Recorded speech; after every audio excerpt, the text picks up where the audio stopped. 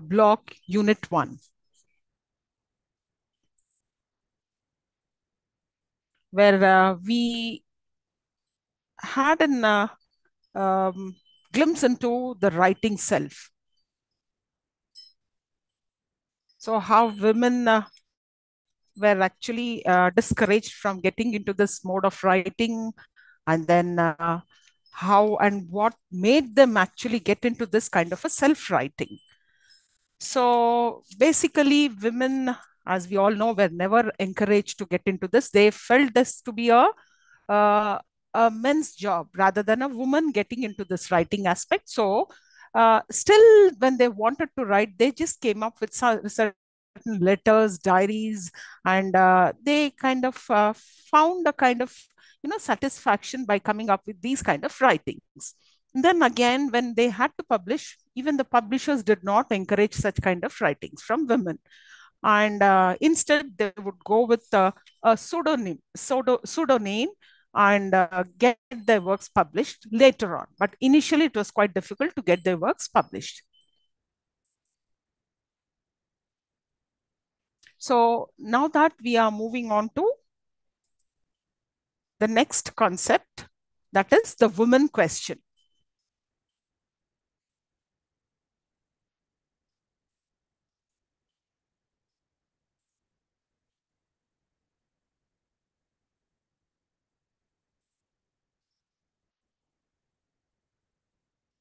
Let me just share the screen with you. I would like to share a PPT. And in this unit 2, we are going to uh, trace the historical background to what the women question is all about. And also, we will familiarize with the related concepts such as separate spheres, what is separate sphere, and the new woman, and also the women question in India. So this forms the second unit of the first block.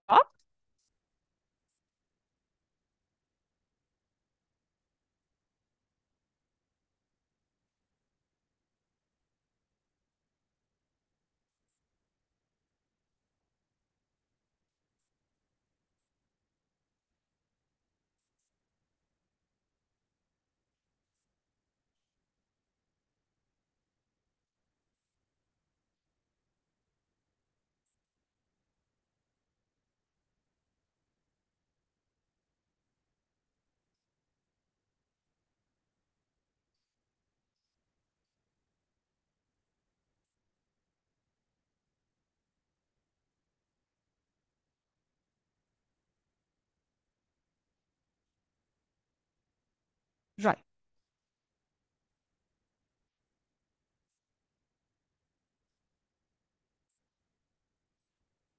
I hope you all can see my screen.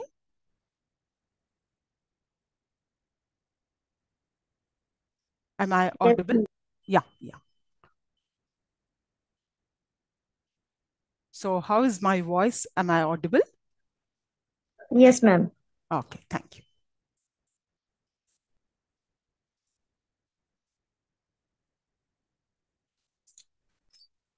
So coming to the women question, okay, right. Uh, like scholars, let me just give you a brief intro about this. Scholars argue that although the philosophical and political conviction that women and men are equal came to be called feminism only in the 1890s, it had begun to be publicly articulated and debated more than a century earlier. Now, for instance, how should women, particularly middle class women, be educated? What was their proper place in society?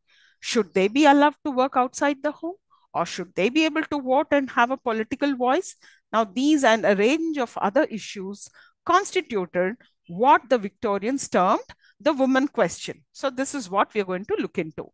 And according to the, I mean, when look into the age of the Victorian era, the idea that women would get married and the men would take care of them before the 1882 Married Property Act, when a woman got married, her wealth was passed on to her husband, even if she worked after marriage. her husband would earn her wages. Now, upper and middle class women were seen as dependent on men, and it was hard for them to get a divorce, but men could easily get a divorce. That was, the kind of status of women during Victorian period. Now, well, if you look at Queen Victoria, she was seen as the 19th century icon of middle class femininity and domesticity. Women were expected to have a moral duty towards their husband, families, and society, living and working based on evangelical beliefs about the importance of the family, the constancy of marriage, and woman's innate moral goodness.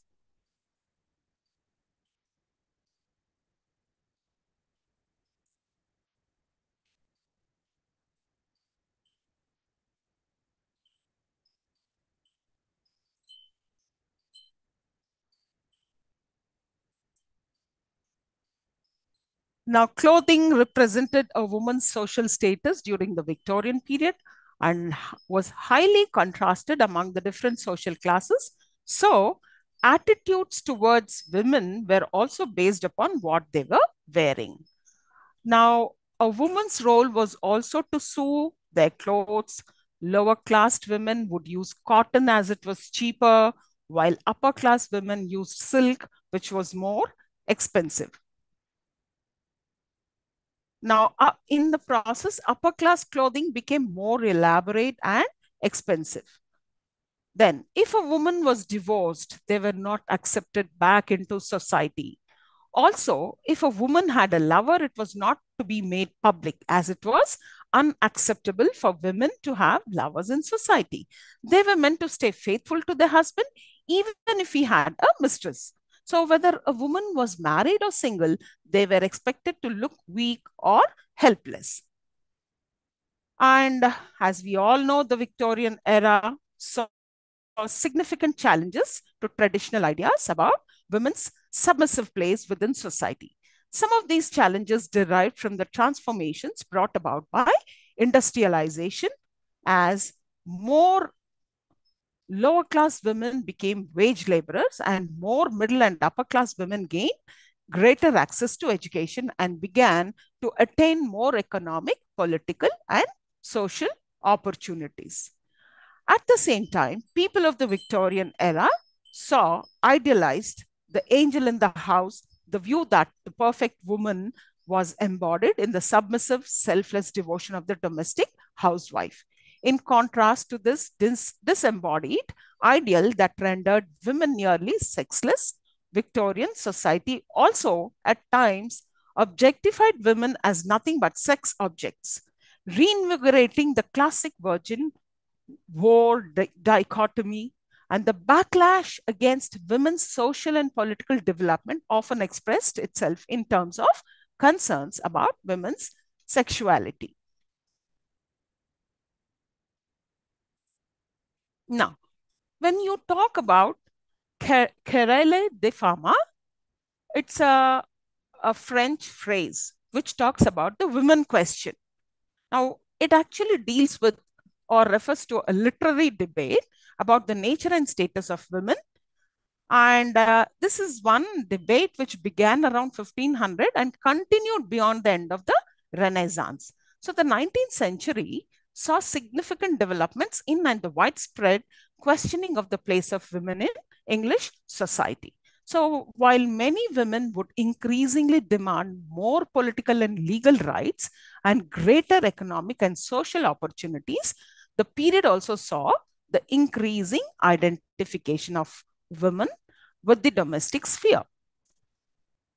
For example, the poem The Angel in the House by Coventry Patmore helped to consolidate this ideal of the domestic angel, the idea of the perfect woman as a submissive to her husband, meek, powerless, and deeply spiritual.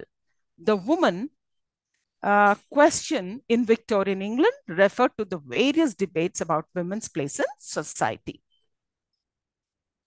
Now, at the same time, for many middle and upper class women, the expansion of wealth and leisure corresponded with the opening of some educational opportunities, even as women continued to be barred from higher education. Further, due to social and legal prohibitions, established traditions, and contemporary scientific theories about women's physical and mental limitations, even the most educated women had great difficulty practicing a profession. So the second half of the century began to see some changes. The first women's college opened in 1848, and a woman was first accredited as a physician in 1859. But then, these changes were consistently fought along the way. As we see in some of the readings in the subunit, that these challenges to traditional gender roles found political expression in the movement to expand voting rights to women and to change laws governing married women's rights to own property. Now, if you look at in England, the Querelle de Fama focused on the issue of women as rulers. Now,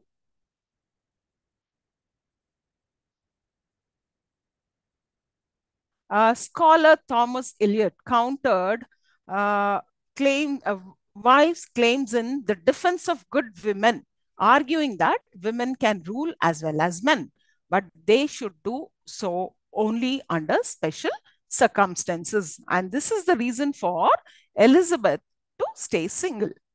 Now, by the end of the 1500, most scholars agreed the virtue was the same for both men and women, and they focused on education as a way to bring equality to the sexes.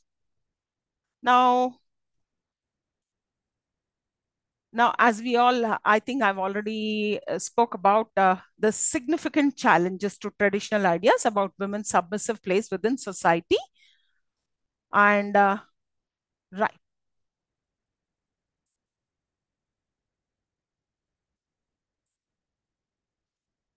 So moving on to the next, there's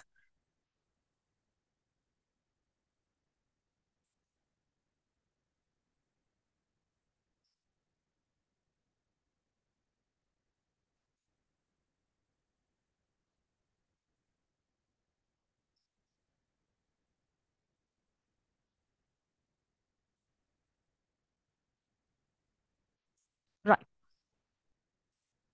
Mary Wollstonecraft. So she is again another precursor to the 19th century. Women's question was the debates during the French Revolution. This was a period when citizenship was being debated on a large scale.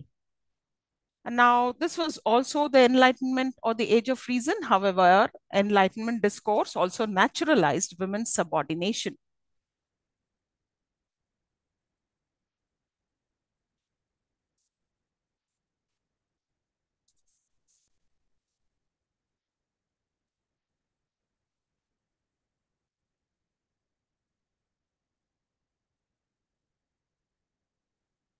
Now, demands for equal education, in particular, were a hallmark of Enlightenment feminism, and the views of the early French feminists were reiterated elsewhere.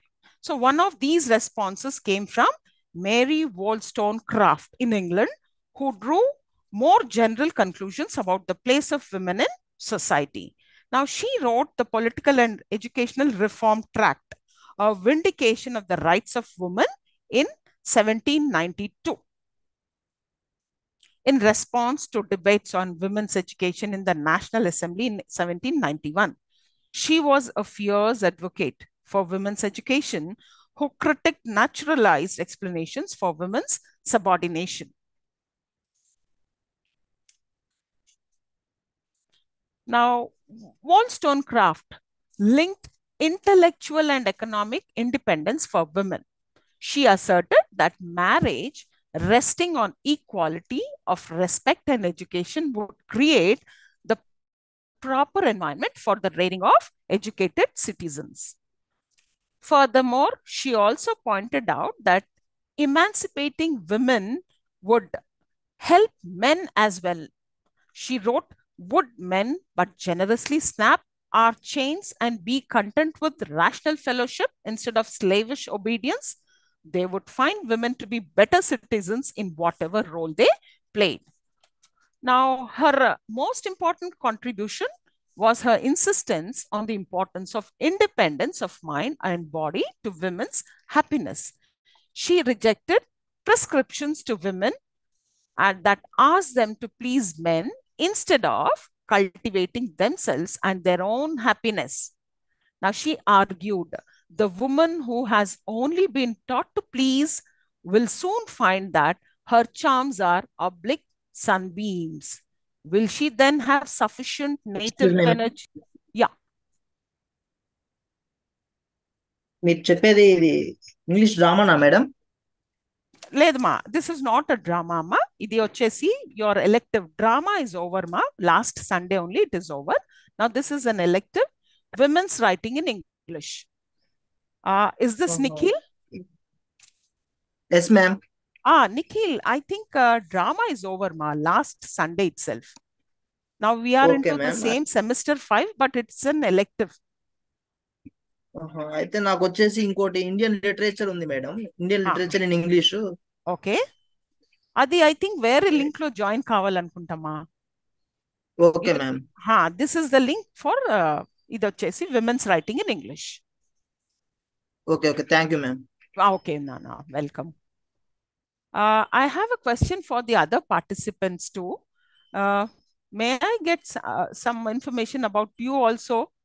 I think Sophia Mariam, I can see you here. Are you for this? No, ma'am. Actually, my subject is also different. Indian literature in English. Oh, then I think you need to join another link, ma? Okay, ma'am. I don't have that link, ma'am. Oh, your ma'am gave this link only for that? Yes, ma'am. That's why I joined. Yesterday? With the same link you have joined, ma? Yesterday? Yes, ma'am. But there is no class, ma'am. Oh. That's why Yesterday I'm confused. No. Yes. नहीं माँ, Sophia. जी ma'am. हाँ, ये जो कल मैं class ली थी लेकिन थोड़ा देर से ली थी, 3:20 या कुछ जब से ली थी, लेकिन यही क्लास था बेटा. कौन सा विमेंस राइटिंग इन इंग्लिश ही था? जी मैम, हम वही जब से सर्च कर रहे हैं मैम, मतलब कौन सा लेसन पढ़ा रहे हैं, बल्कि जब से इंडियन लिटरेचर और इंग्लिश ड्रामा, हम लोग का जो फर्स्ट सब्जेक्ट है वो इंग्लिश ड्रामा है. हाँ, वो हो गया 5. I think we had 6 classes in that drama, ma. We finished also by last Sunday itself. We finished. Drama का हो गया. अभी आपको विमेंस राइटिंग नहीं है क्या? ये इलेक्टिव आपको? नहीं मैम, नहीं है ये सब्जेक्ट हम लोग को. ये डिसिप्लिन स्पेसिफिक इलेक्टिव कोर्स ए है मैम. हाँ, बी है. बी है, डिसिप्लिन स्पेसिफिक इलेक्टिव बी है. तो आपका ए है क्या? यस मैम, हम लोग का ए है. अभी तो बोले वो सी है. हाँ, वही तो हम लोग के पास वो लिंक नहीं है मैम. एक ही ए का लिंक नहीं है क्या? नहीं है मैम. हम लोग को सिर्फ अगर आपको पूछने का है तो आप किन से पूछना पड़ता आपको? वही नहीं पता मैम. जस्ट हम लोग को ऐसा ऑनलाइन से मैसेज आया था कि ऑनलाइन क्लासेस स्टार्ट होने वाले हैं कल से. हाँ. 3 क्लासेस थे, एक उर्दू लिटरेचर, एक इंग्लिश लिटरेचर और इकोनॉमिक. ओके. तो वही हम लोग ज्वाइन करे थे मैं 2 डेज से, बट क्लास नहीं थी. हाँ, इसलिए बोल के लेट थी. शायद आप लास्ट में लिए हुए ना. हाँ, वो लेट लिए तो भी यही ली बेटा. मैं कल भी वुमेन्स राइटिंग इन इंग्लिश ही ली थी मैं कल. Okay ma'am. वही हम लोग कंटिन्यू इसको बोलना. अच्छा. ओ, आपका कोई कोऑर्डिनेटर रहते ना बेटा आपका. You can speak to them back. I mean पूछ सकते. क्यों बोलते हो, हम एकेडमिक काउंसलर्स हैं. We only have the link to join and take the classes. अच्छा मैम, वही यूनिवर्सिटी से मतलब अगर इन्फॉर्म कर दे सकते तो आप. हम लोग को तो नहीं पता. जस्ट हम लोग को ऐसा ऑनलाइन क्लासेस स्टार्ट हो रहे बोल के मालूम हुआ तो हम लोग ज्वाइन करे. ओके. इसलिए हम लोग ढूंढ रहे, जब से लाइसेंस सर्च कर रहे हैं, मगर मिल रहा नहीं तो वही कंफ्यूज हो रहे. हाँ. I should have told you about that earlier only. हाँ. Okay, I'll do one thing. After my class, I will try to figure out the link for your classes. Or you please try out with other people also, no? With your batchmates. Okay? Because you might miss the class of other class which is going on elsewhere. है ना? Yes. Just keep a track of it, ma. Okay. Yeah. Thank you, ma'am. Welcome, dear.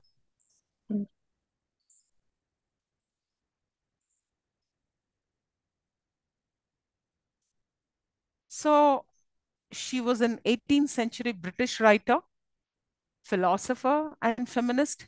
During her brief career, she wrote novels, treatises, a travel narrative, a history of the French Revolution, a conduct book, and a children book.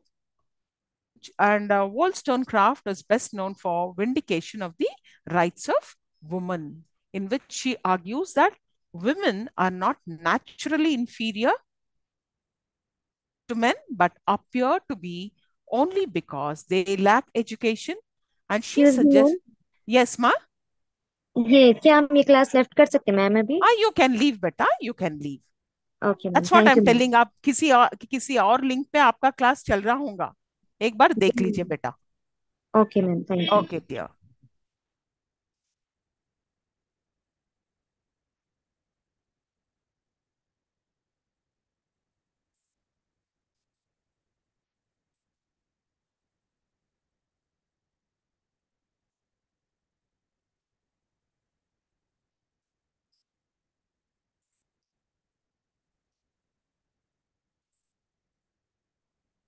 Now, among the general public and specifically among feminists, Wollstonecraft's life has received much more attention than her writing because of her unconventional and often tumultuous personal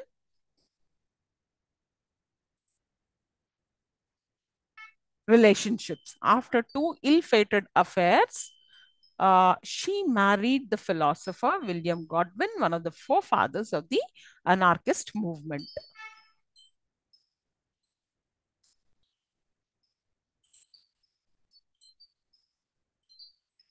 Then again, after Wollstonecraft's death, Godwin published a memoir of her life, revealing her unorthodox lifestyle, which inadvertently destroyed her reputation for a century.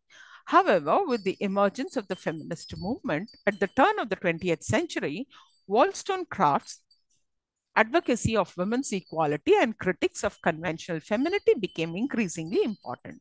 Today, Wollstonecraft is regarded as one of the founding feminist philosophers, and feminists often cite both her life and work as important influences.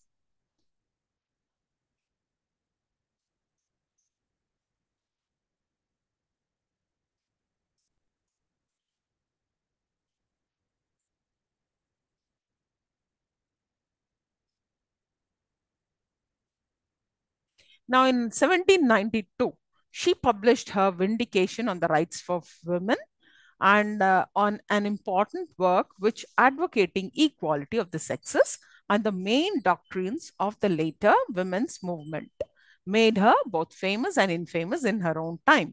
She ridiculed prevailing notions about women as helpless, charming adornments in the household. Education held the key to achieving a sense of self-respect, a new self-image that would enable women to put their capacities to good use. Mary Wollstonecraft was a radical in the sense that she desired to bridge the gap between mankind's present circumstances and ultimate perfection. She was truly a child of the French Revolution and saw a new age of reason and benevolence close at hand.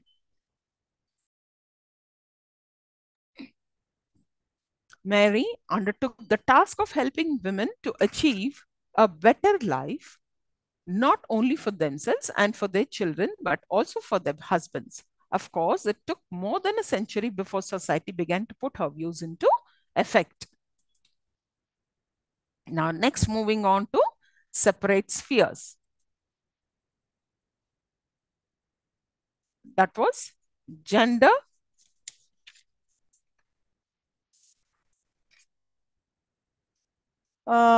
gender and class in Victorian society. So when you talk about these separate spheres during Victorian age, that is Victorian society, which was organized hierarchically, and while race, religion, region, and occupation were all meaningful aspects of identity and status, the main organizing principles of Victorian society were gender and class, as is suggested by the sexual double standard Gender was considered to be biologically based and to be determinative of almost every aspect of an individual's potential and character. And the two sexes now inhabited what Victorians thought of as separate spheres, only coming together as at breakfast and again at dinner. The ideology of separate spheres rested on a definition of the natural characteristics of women and men. Now, men functioned in the public sphere, working in a world driven by ambition. It was a world where they had to sacrifice their moral righteousness to maintain economic and social position and power. Women, on the other hand, governed the realm of the home. It was their job to create and ensure an oasis for men, a regenerative space to which men could return after a grueling day out in the world. Now, within the framework of separate spheres, a woman clearly delineated position was that of moral beacon and source of peace and comfort for the man. Not only was it their job to counterbalance the moral taint of the public sphere in which their husbands labored all day, they were also preparing the next generation to carry on this way of life. Now, let us next talk about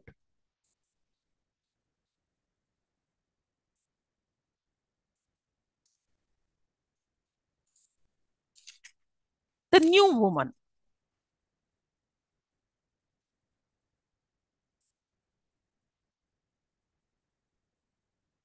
So, the new woman in the Victorian era, middle class daughters were trained to be beautiful and full of accomplishments like singing, playing an instrument, and drawing. They were trained to be virtually silent and invisible, pure and prepared to be future mothers. Married women were expected to produce children, be dutiful, faithful wives, and generally only participated in society in the presence of either their husbands or other women. So, the traditional view of a woman's role in Victorian society was epitomized by Coventry Patmore's poem, The Angel in the House, which was first published in 1854.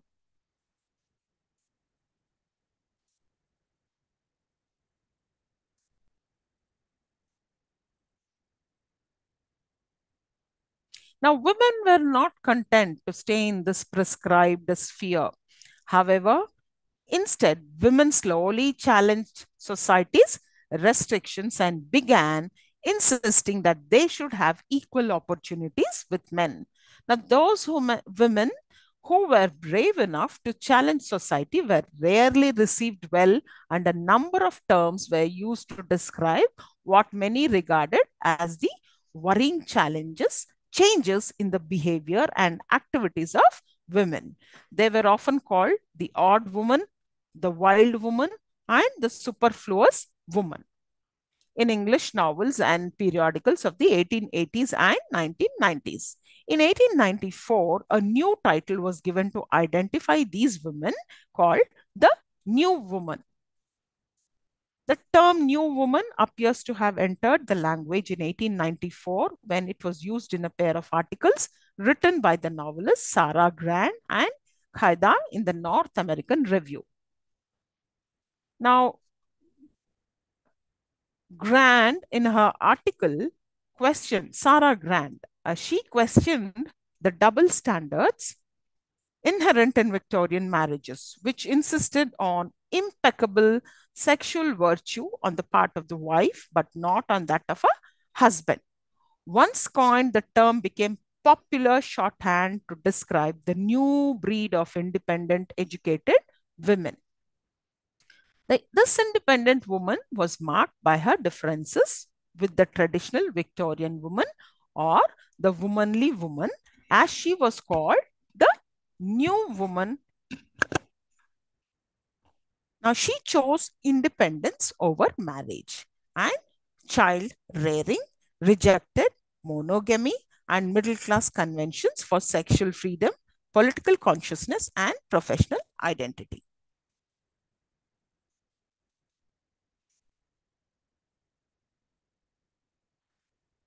And the new woman was tall, slender, athletic. She rejected the fashions of her mother's generation. Instead, she adopted a more practical style of clothing, fashioned after men's clothing. Fashion reflected the rebellion against prudishness and inhibitions. In 1919, women's skirts were above the ground by and they were I think by 1927 they were at the knee. The flapper appeared with her boobed hair, cigarettes, red lipstick, and sensuous dancing. The image of new woman became an expression of American individualism. The boundaries between the separate spheres began to blur.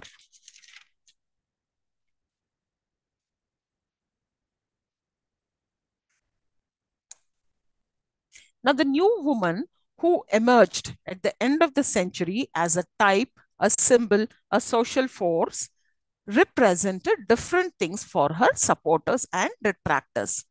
To her supporters, she was liberated from the domestic ideology that governed women's place in the Victorian era.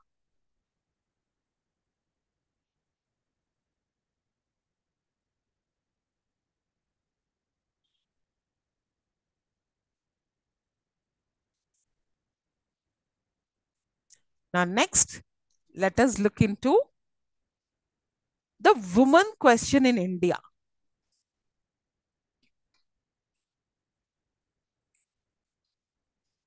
So,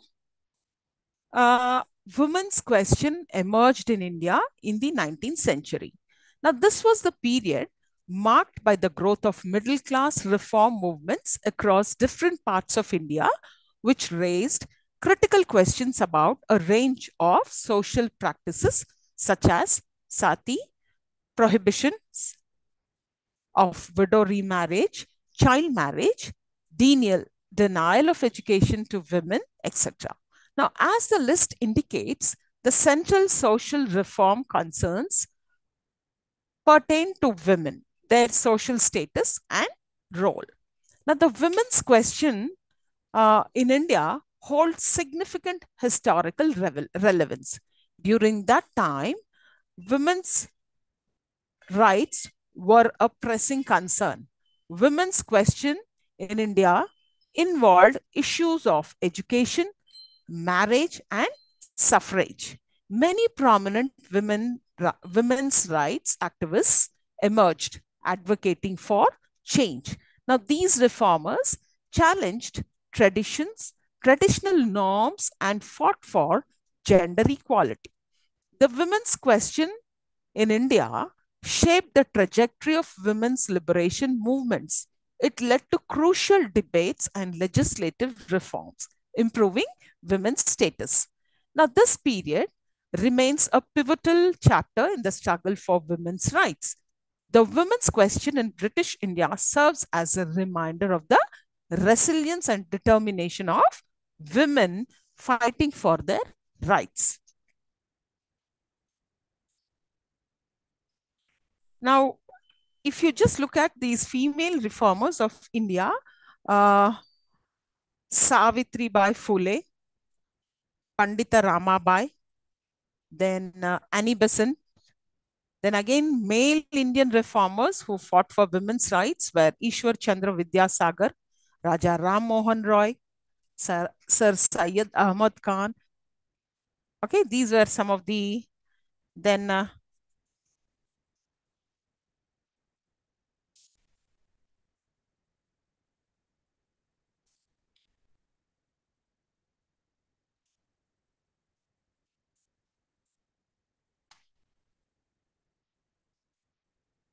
now, this social reform movement can be divided into three categories.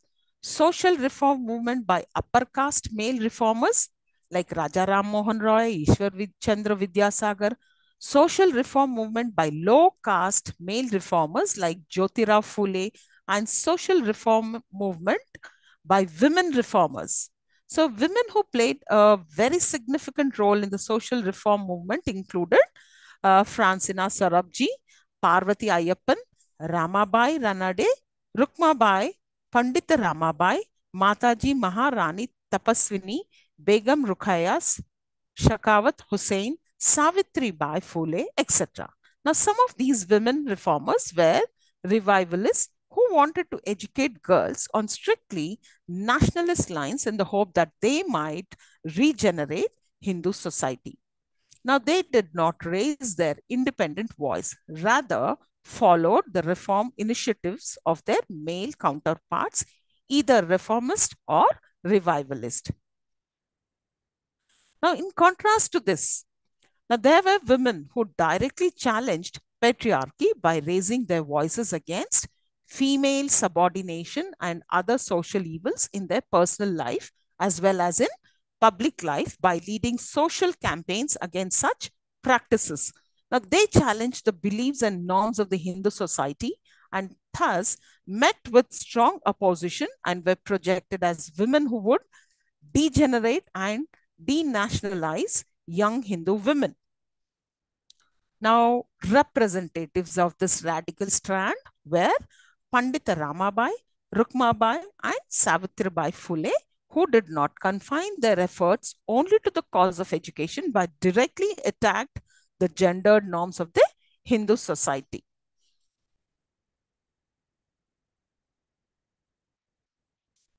Now, many of these reformist ideals and the woman question came to be the focus of the novels written during this period.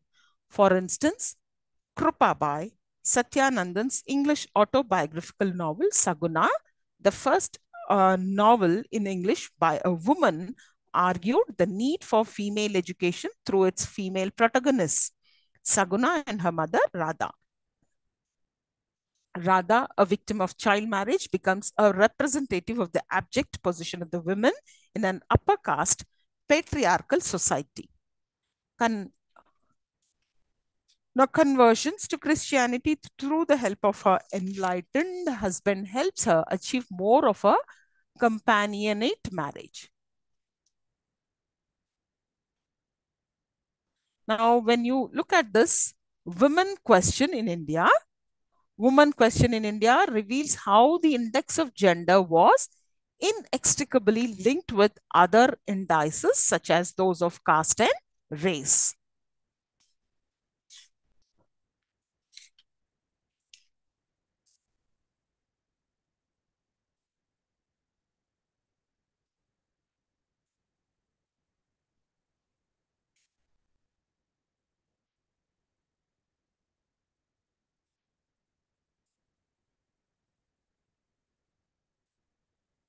Next, we move on to the third unit, that is personal is political, that is the gendered spaces.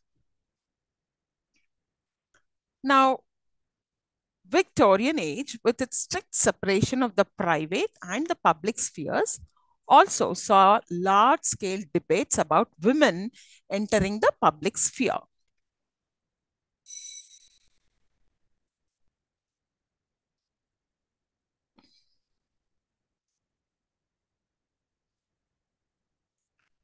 However, many of these debates were not exclusive to the Victorian age. Women's entry into the public sphere had always been fraught with danger in popular representations. Now, some of the writers negotiated this aspect in their writings, the danger of this happening in their writings. The poet Isabella Whitney during the Elizabethan era, Aphra Behn during the Restoration period. Now, we will then we also come across certain popular debates about women's entry into the public sphere and the professions during the Victorian period. And also, we would also take a look at Professions for Women, an essay by Virginia Woolf, where she outlines the challenges women writers and professionals continue to face in the 20th century.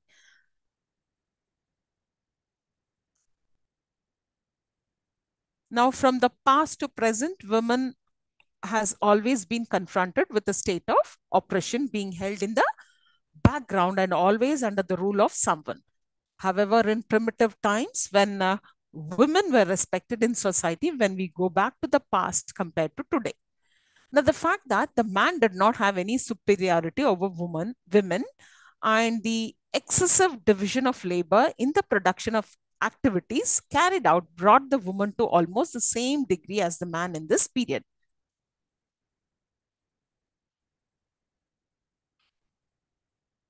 On the other hand, if we say that this is a period in which women live their best years when they are not subjected to any gender discrimination, it's a proper phrase. Of course, this woman's reputation did not last long. After the primitive period, the patriarchal structure in which the male domination is embodied in the social field manifests itself.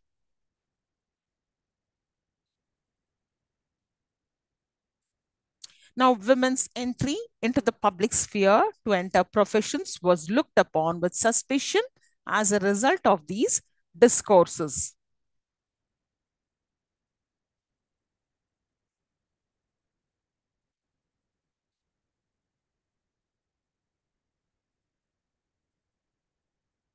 Now, even when the housewife was forced to move outside the home, she was exhorted to emulate the image of the tortoise or a snail who carried its home on its back. It was believed that through a continuous meditation on this mental image, the housewife could maintain the demeanor and restraint of enclosure, even when she was beyond the walls of the house. Now, to earn a living independently was not considered possible for a woman without letting go of her chastity. Now, Constance Jordan suggests that in these discourses, it was believed that a woman may have propriety without property or property without propriety. So the socio-cultural conditions also made it impossible for women to find work outside their homes. So by 1589, no single woman could trade, sell, or keep a house or chamber. Now, with a dearth of legally sanctioned options for making an independent living, single women in economic straits often resorted to prostitution. Unemployed maid servants contributed high numbers to this group since the swelling population of Elizabethan London made it difficult for a released domestic servant to find a new position.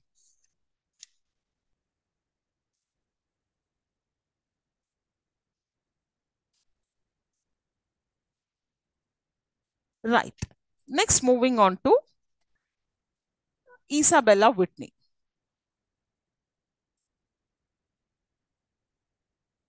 Now, she was born in late 1540s, and most of what we know about for her life comes from her published works. Now, her father's name was Geoffrey Whitney, and her mother's identity is not known. And she began her literary career early at about the age of 18 with the publication of her copy of a letter in meter by a young gentlewoman to her unconstant lover, written sometime between 1566 and 1567. In the poem, she wants other maidens to protect their hearts and honor from the dangerous wiles of men. It has been speculated that Whitney's motivation for writing this piece was a broken engagement. With 4 daughters in the family, Isabella's dowry probably fell short of what was promised, and thus she may have been jilted by her fiancé. And she distinguished herself among writers as the first English woman to publish her poetry, and she was also one of the first English women to publish secular works. Now, this is particularly noteworthy because she was of the middle class and there was no evidence that she was formally educated. It is clear, however, that she was aware of the literary conventions of her day, as her works include verse epistles or letters in the form of poetry and aphorisms or maxims. Now, this work is a versification of Hugh Platt's Flowers of Philosophy.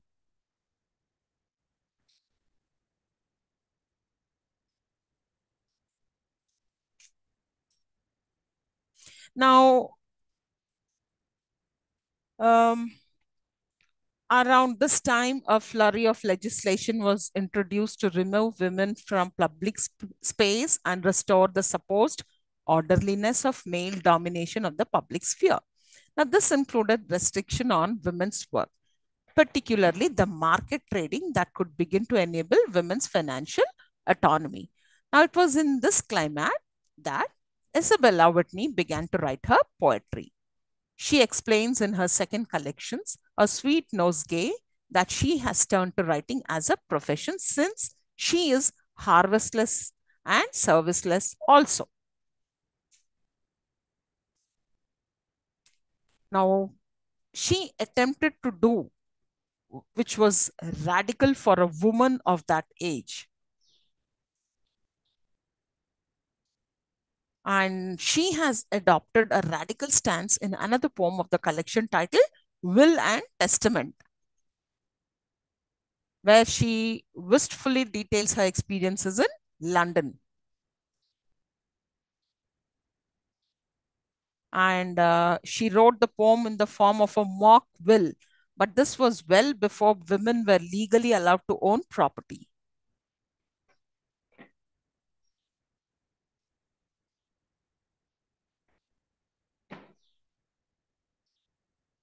Now, Whitney also complains about London's lack of pity and her own foolishness for loving the city despite its apathy.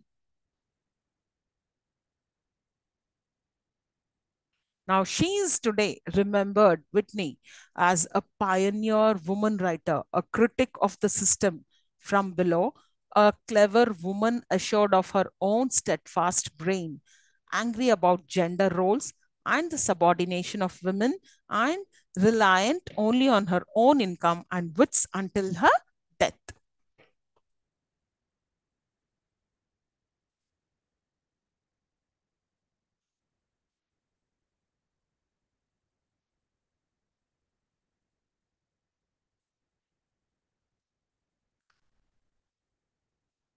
Right. Let us move on to another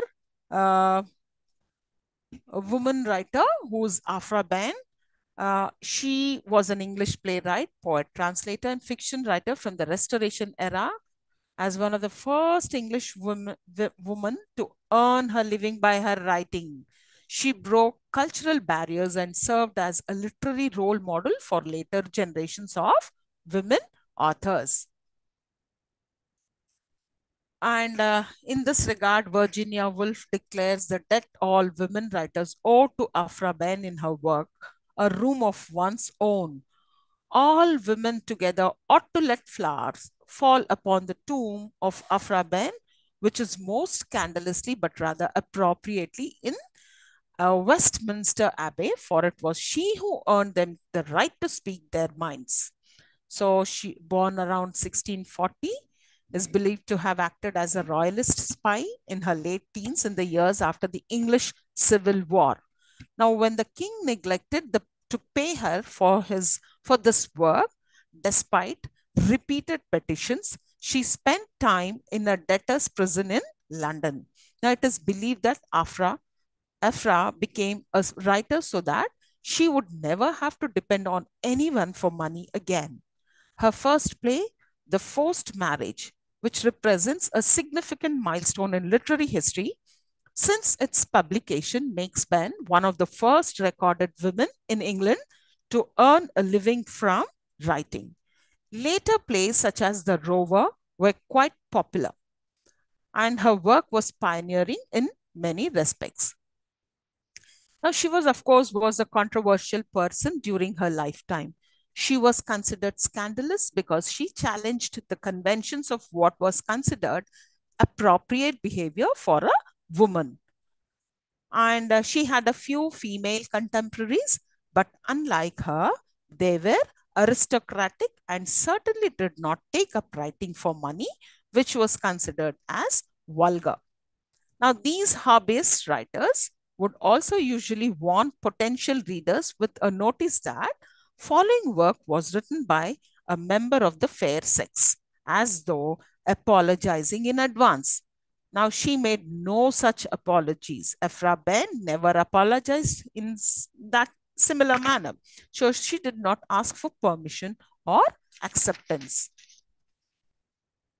Now, although her poems and plays were no more scandalous or libertine than those of her male contemporaries, writers like Etheridge, Dryden, Wycherley, Shadwell, and especially Rochester and Ben was singled out for defying social conventions about feminine modesty and woman's fear.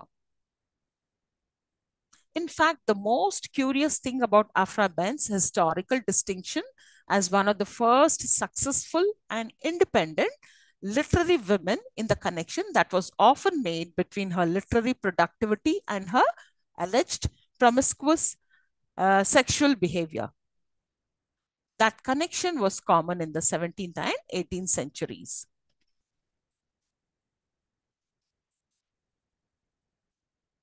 Now, women were not supposed to be writers in the 17th century.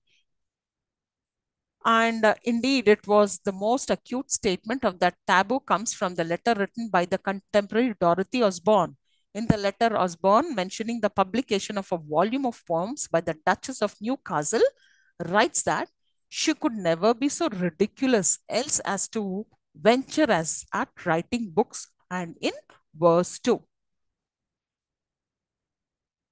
Now, Afra, despite all the attacks by the critics, was a popular and respected writer, named the successor of Sappho by her 17th century English contemporaries. Operating with striking success outside gender conventions, it was she who paved the way for other women to do the same. Several of her poems address lesbian love affairs and male to male attraction, while her most famous poetic piece, The Disappointment, deals with rape written from a woman's perspective in a clever use of the rhetoric of male sexual entitlement. Now, her most famous novel is Oroonoko, or The Royal Slave, which was published in 1688, 1 year before she died. Now, this is a novel which is believed to be based on her experiences in Suriname and tells the story of Oroonoko, an African prince who is taken captive on a British ship and sold as a slave.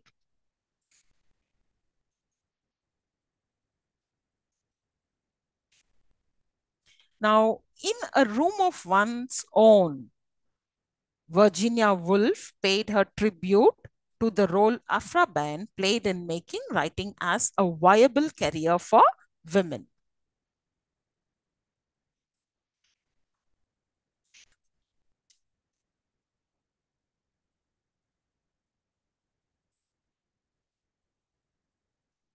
Right. Let us look into the Victorian age professions for women.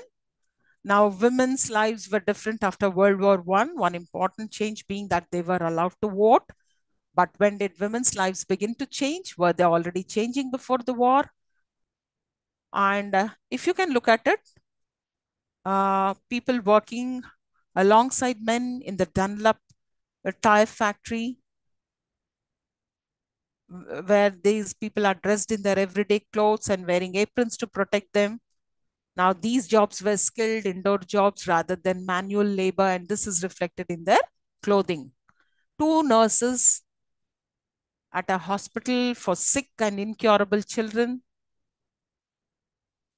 The 3 Miss Bromleys with their bicycles, and a female swimming session at the People's Palace in the Mile End Road. Now, Agnes Matlan, the second principal of Somerville College. Women walking alone and in groups. Some of them would have been out for shopping. Here, maids at church house. Now, rows of women sitting at sewing machines making various items of clothing for the Cellular Clothing Company. Now, this is a tennis match. See the ladies playing there. And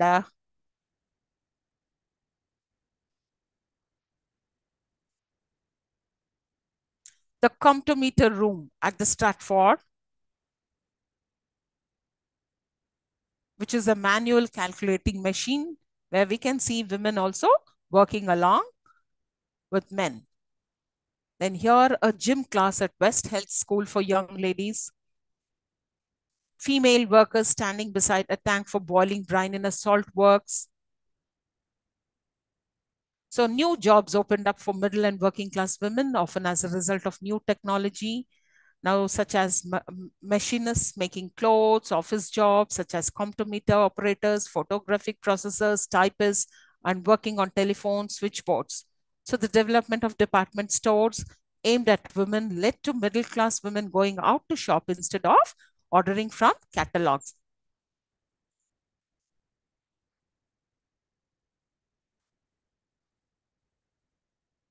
Now, tea shops in London were an enormous move to freedom, providing cheap meals with female staff, enabling respectable women to use them.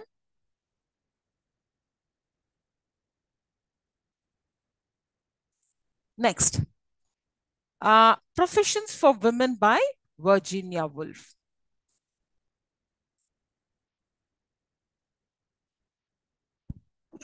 And when you look at the professions during Victorian age, some of them were into teaching and tutoring. They were into as writing and also sometimes as an industrial work.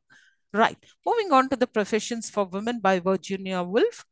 Uh, it's an essay, in fact, where, she's addressing a group of women seeking employment in a workforce predominated by men.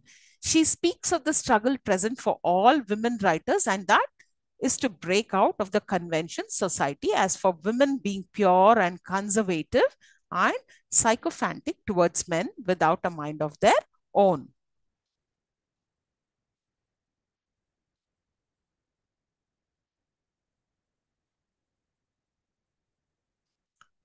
So from Woolf's professional experiences, it is evident that a woman has the power to rise to whatever she wishes, as long as she is ambitious enough.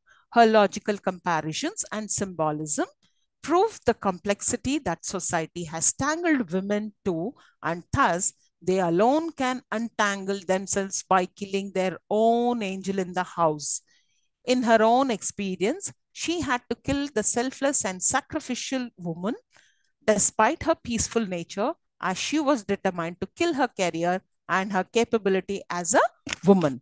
For this reason, Woolf's first breakthrough comes when she refuses to listen to the convincing talk of the angel of the house, who was reluctant to leave her house and also resisted death. Therefore, Woolf argues that every woman is capable of unleashing her full potential only if she refuses to remain bound by societal norms and expectations, which have always been unfair to them while favoring men. Right. Let us look at women's writings in English in India and its origin. Now, Indian women novelists have given a new dimension to the Indian literature. Now, Indian English literature has developed over a period of time, and writing in English did not start in a day. Indian literature is not only about novels, it's also about poetries and short stories. So before the rise of novels, several women writers composed songs, short stories, and small plays. It's still believed that women are the upholders of the rich Indian traditions of fables, storytelling, and more.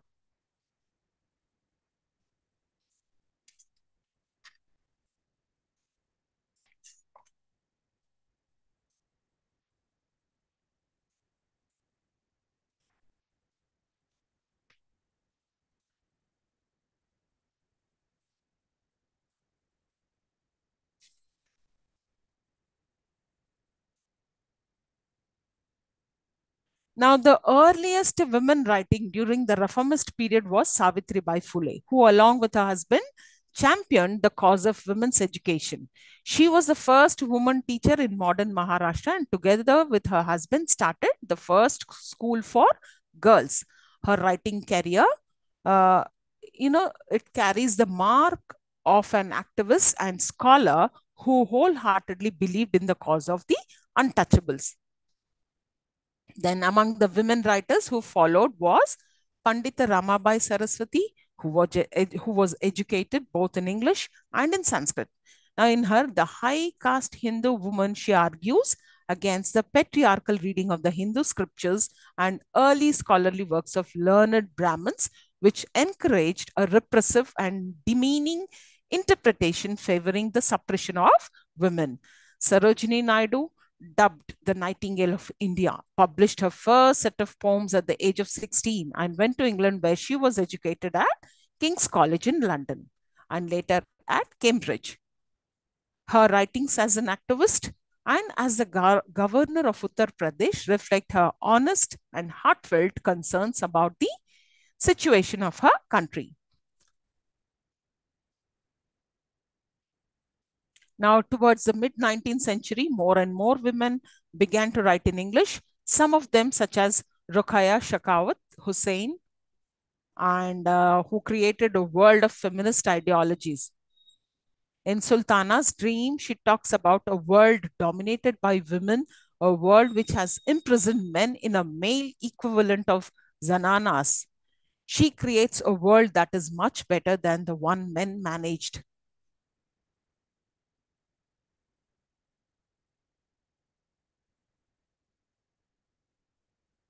Now, the writings of women such as Hamsa Wadkar were conveyed an honest impression of a world of professional women whose careers in television and stage segregated them as a class apart, yet subjected them to the same brutality and force of patriarchy.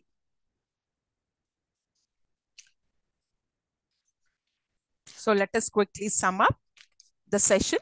The struggles that women professionals, especially writers, faced were taken up by Virginia Woolf in her speech, Professions for Women, in the speech later published as an essay.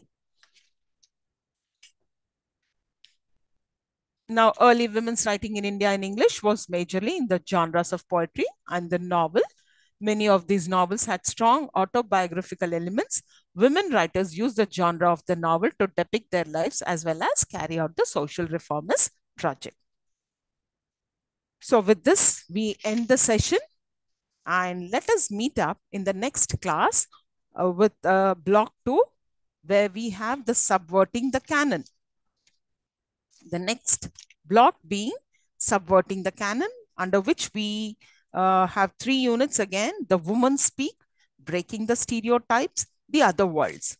So with this, we finish the first block with the 3 units in it. Thank you.